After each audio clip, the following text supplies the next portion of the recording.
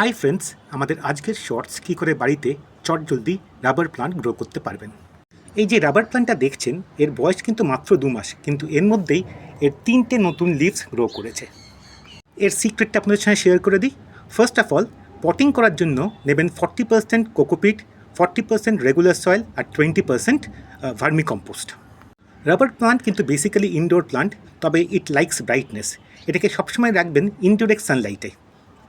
জল দেবেন 2-3 দিন অন্তর, কিন্তু যখনই জল দেখবেন যেন টবটা পুরো ভিজে যায়, যাতে শাখা প্রশাখায় জলটা পৌঁছয়। 15 দিন অন্তর টবের ওপরের মাটিটা একটু খুঁড়ে দেবেন, যাতে জলটা ভালো করে অ্যাবসর্ব করে।